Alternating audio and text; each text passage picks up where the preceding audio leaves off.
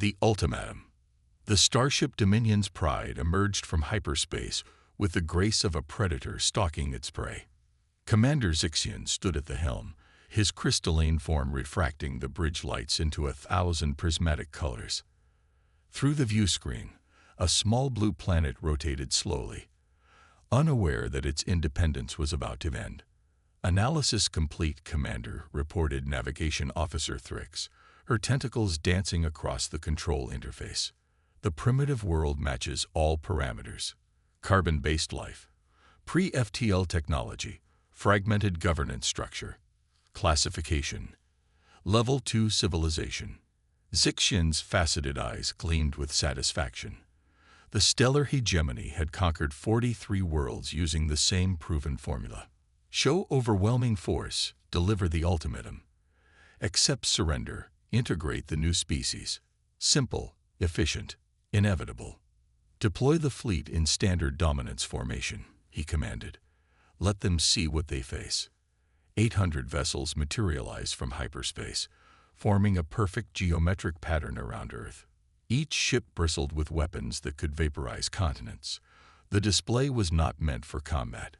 It was theater, designed to crush hope before it could form. On Earth, astronomers at the Arecibo Observatory were the first to notice. Dr. Sarah Chen stared at her monitor in disbelief as hundreds of signals appeared simultaneously. "This can't be right," she muttered, adjusting her instruments. But the data remained unchanged.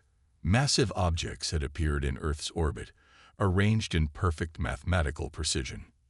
Within hours, every government on Earth knew.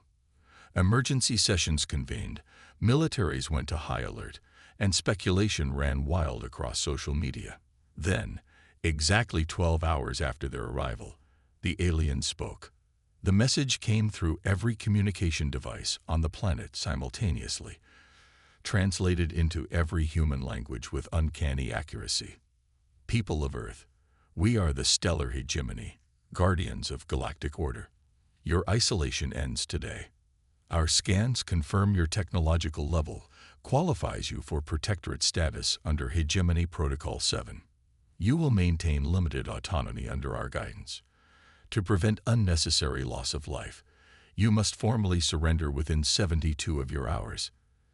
Deactivate all weapons systems. Disband military organizations. Prepare for integration. Resistance is mathematically impossible.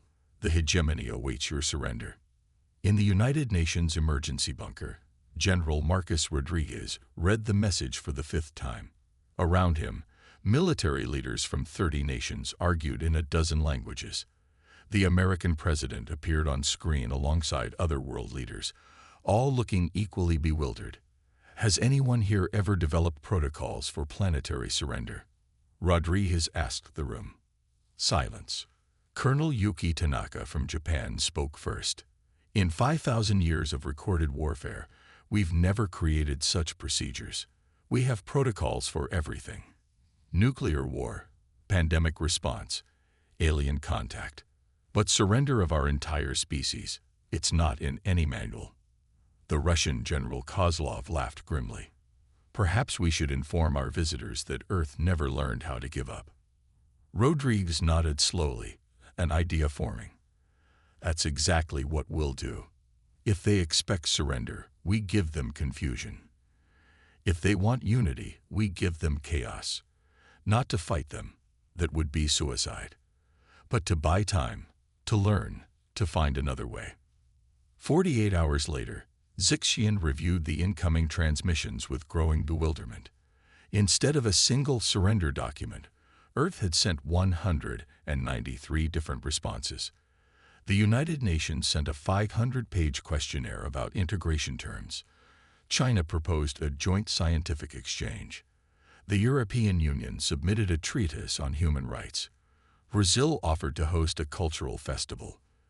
Vanuatu invited them to discuss climate change. "This is unprecedented," Zixian muttered. "Where is the surrender protocol?" His cultural analyst, Vector, approached hesitantly. "Commander, I've been studying their history. This species has a psychological anomaly. They've never developed a concept of species-wide surrender.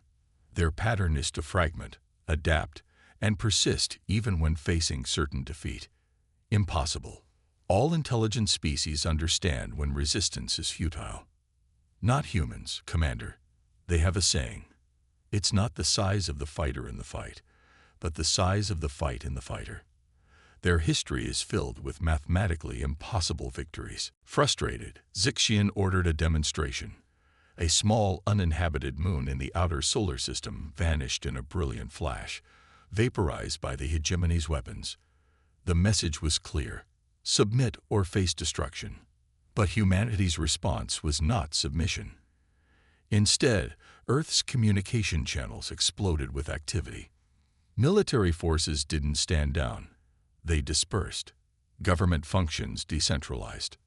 Scientists shared everything they could observe about the alien technology. Children in schools started learning basic astronomy. The entire planet seemed to shift into a different mode of existence. At the hastily arranged first contact meeting on a neutral space station, Ambassador Maria Santos faced Sub-Commander Velix across a transparent table. The alien's carapace shimmered with barely contained frustration. "You requested this meeting to finalize surrender terms," Velix stated. Santos smiled politely. "Actually, we're here to discuss the 2,847 questions in our integration assessment document. Section 1 covers cultural preservation rights. We're particularly concerned about items 44 through 186 regarding musical traditions. This is not a negotiation." Velix's mandibles clicked angrily. "You are to surrender immediately." "Certainly. But first, could you clarify what you mean by surrender? We have 17 different linguistic interpretations of the term. Also, which of Earth's 195 nations should sign first? We haven't reached consensus on that point." As the meeting dragged on, Velix realized the humans weren't stalling out of fear. They genuinely didn't comprehend the concept of total species capitulation. Every attempt to explain resulted in more questions, more clarifications, more committees. Meanwhile, Earth's military forces were learning, not through direct confrontation, but through observation. Every sensor, every telescope, every amateur astronomer pointed skyward. When the hegemony ships moved, humans recorded their patterns. When they transmitted, humans analyzed their frequencies. When they demonstrated their weapons, humans calculated energy outputs. General Rodriguez coordinated the effort from a bunker beneath Cheyenne Mountain. "They're predictable," he told his staff. "They follow strict protocols, mathematical formations. They expect us to play by their rules." "Sir," reported Major Jackson, "we've identified a pattern in their engine signatures. Their FTL drives create a quantum resonance we might be able to track." "And their psychology?" Dr. Petrova, the lead synapsychologist, pulled up her analysis. "They're administrators, not warriors.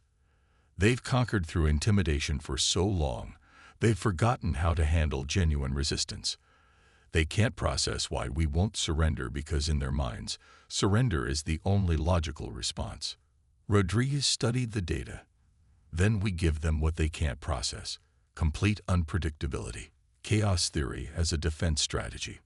The first test came 12 hours later. A single human shuttle launched from Kazakhstan, broadcasting a surrender message. As planned, the hegemony moved to intercept it. But the shuttle's actual mission was observation. Its sensors recorded everything about the alien approach pattern before self-destructing. Zixian watched the shuttle's explosion with confusion. "Was that a weapon test?" "Negative, Commander," reported Thrix. "Minimal yield. It appears they destroyed their own vessel after transmitting data. Why would they sacrifice a ship for mere information?" The pattern continued. Random launches from Earth, some carrying surrender offers, others with cultural gifts, a few with scientific proposals. Each one gathered more data before being remotely destroyed. The hegemony's responses became increasingly erratic as they tried to understand the human strategy. "They're not surrendering," Vector observed. "They're studying us." Zixian's crystalline form darkened with anger. Increase pressure. Target their major population center, Beijing. Give them 6 hours to witness its complete destruction if surrender doesn't come. But as the deadline approached, something unexpected happened. Instead of panic, Earth's communication networks blazed with activity. Not pleas for mercy, but coordination. Millions of people evacuating Beijing in orderly fashion. Other cities opening their doors to refugees. Military units dispersing into smaller mobile groups. Scientists working frantically to analyze the quantum signatures of hegemony weapons. The 6 hours passed. Beijing stood empty but defiant. Zixian hesitated. Destroying an empty city would prove nothing. It would waste energy and demonstrate that humans could simply move their populations faster than the hegemony could target them. Commander, Vector spoke carefully. I believe we've miscalculated. This species doesn't just lack surrender protocols. They've evolved something else entirely, distributed resilience. They fragment under pressure but remain coordinated. They retreat but don't break. They learn while losing. As the hegemony fleet maintained its position, uncertain how to proceed, humanity continued its strange dance of resistance, not through force of arms, but through the sheer refusal to comprehend defeat. Every hour brought new data, new understanding, new questions that the aliens couldn't answer. In his command center, Rodriguez allowed himself a small smile. They came expecting us to kneel, but we never learned how. And that confusion might be the most powerful weapon we have. The war had begun, not with explosions and battle cries, but with questions and confusion. And humanity, in its chaotic, fragmented, utterly unpredictable way, was writing a new chapter in galactic history. The unconventional response. 3 weeks into what the hegemony termed the Earth Compliance Action, Commander Zixian found himself facing a crisis of comprehension. His pristine command center, once a symbol of ordered superiority, now buzzed with frustrated officers trying to decode human behavior patterns. Tactical assessment. Zixian demanded, his crystalline form pulsing with agitation. Sub-Commander Velix projected the holographic display. Human military assets remained dispersed across 7 continents, 195 nation-states, and approximately 4,000 autonomous units. No central command structure detected, yet their actions show coordination impossible without unified leadership. Explain this paradox, Zixian ordered. We cannot, Commander. They operate on principles that defy conventional military doctrine. Each unit acts independently, yet somehow serves a collective strategy we cannot predict. The example that frustrated them most had occurred that morning. A small fishing vessel from Norway had approached the hegemony blockade line, broadcasting what appeared to be a surrender signal. Following protocol, the warship Inevitable Supremacy moved to intercept. The moment it broke formation, 17 different human craft launched from hidden positions, each gathering sensor data before scattering in different directions. They turned a fishing boat into a physics experiment. Navigation Officer Thrix reported. The humans used our response to map our shield frequencies, engine output, and turning radius. When we gave chase, they led us through a debris field that provided cover for even more observation drones. On Earth, the strange war continued in even stranger ways. In underground bunkers across the globe, humanity's response evolved hour by hour. General Rodriguez coordinated with leaders who had once been rivals, now united by the simple fact that none of them knew how to surrender a planet. Status report, Rodriguez requested during the daily virtual conference.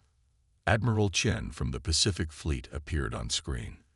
We've successfully mapped their patrol patterns.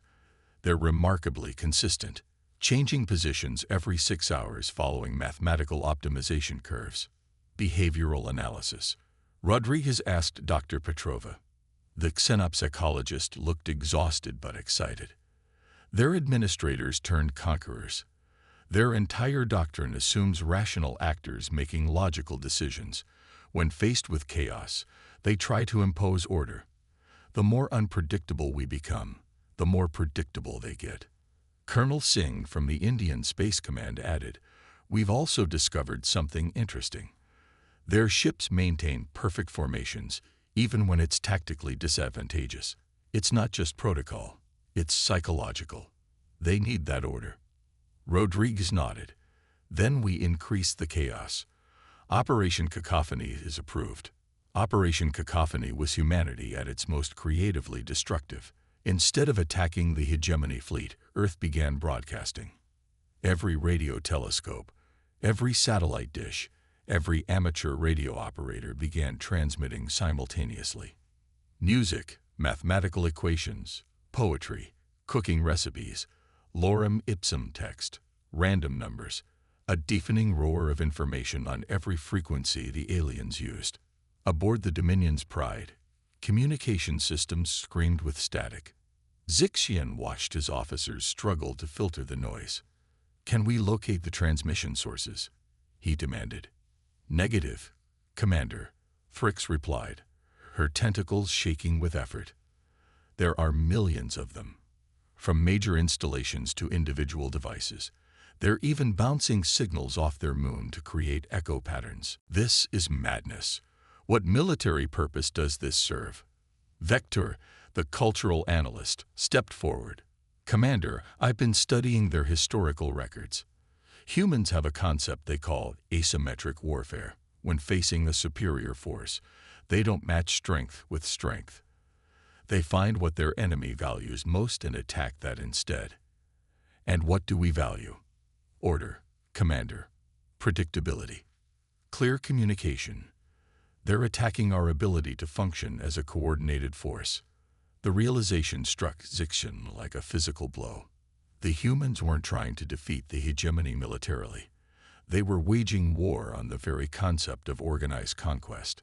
As days turned into weeks, the situation grew more surreal. Human children sent drawings to be transmitted to the alien fleet. Scientists broadcast lectures on chaos theory. Musicians performed concerts dedicated to our visitors from the stars. Each transmission was potentially a weapon, possibly intelligence gathering, or maybe just humans being human. The hegemony's responses became increasingly erratic. Ships would suddenly change course to investigate what appeared to be significant transmissions, only to find weather balloons broadcasting whale songs. Attempts to establish communication protocols failed when humans kept changing encryption methods mid-conversation. "They're learning," Dr. Petrova reported to Rodriguez during a midnight briefing. "Every action they take teaches us more about their technology, their psychology, their limitations. They outnumber us, outgun us, but they can't outthink us because we don't think like them." The turning point came during the 5th week. In an attempt to force compliance, the hegemony targeted an isolated military installation in Australia's outback. But when their precision weapons fired, something unexpected happened. The installation wasn't there. In its place stood hundreds of inflatable decoys, complete with heat signatures and electromagnetic emissions. The real installation had been moved 3 days earlier, its personnel and equipment dispersed across the continent. The hegemony had destroyed illusions while providing humanity with detailed scans of their weapons' capabilities. "How?" Zixian demanded, his form flickering with rage. "Our intelligence showed that base had been there for decades." Velik studied the data. "They moved everything, Commander, the entire facility, while maintaining the appearance of normal operations. This level of deception requires what? Requires them to understand us better than we understand them." The truth was worse than Zixian imagined. Humans had spent generations perfecting the art of deception against each other. Corporate espionage, military intelligence, even children's games involved misdirection and bluffing. The hegemony, accustomed to species that surrendered logically to superior force, had no framework for dealing with coordinated creative chaos. Lieutenant Kim In-Seul had proposed the next phase. "They want order. We give them patterns. Patterns that mean nothing." Across Earth, humanity began Operation Fibonacci. Everything. Military movements, civilian migrations, broadcast schedules started following the Fibonacci sequence. The hegemony's computers detected the pattern immediately. "They're finally organizing," Fricks reported excitedly. "All human activity now follows a mathematical progression. We can predict their movements." But the predictions led nowhere. Ships would converge on empty ocean. Troops would mobilize to find abandoned cities. The pattern was perfect and perfectly meaningless, a joke on a galactic scale. As the hegemony chased shadows, humanity's real work continued. Scientists had reverse-engineered enough alien technology to understand its principles. Military strategists had mapped every weakness in the hegemony's doctrine. Most importantly, psychologists had profiled their enemy's breaking point. Ambassador Santos requested another meeting. This time, when she faced Velix, her demeanor was different. Confident, almost amused. "You asked for this meeting to surrender?" Velix asked hopefully. "Not exactly," Santos replied. "We wanted to share something we've learned. Your species values order above all else. You've built a galactic civilization on the principle that all intelligent life eventually submits to logic and superior force. That is the natural order. But humans are chaos incarnate. We thrive on unpredictability. We make art from randomness. We see patterns where none exist and break patterns that seem unbreakable. We are, fundamentally, incompatible with your system." Velix's mandibles clicked nervously. "You cannot resist forever. Mathematics ensures our victory." Santos smiled. "That's just it. We're not resisting. We're being ourselves. And that terrifies you more than any weapon could." As if to prove her point, Earth's moon suddenly lit up with projected images. Children's drawings, abstract art, fractal patterns, memes from the internet.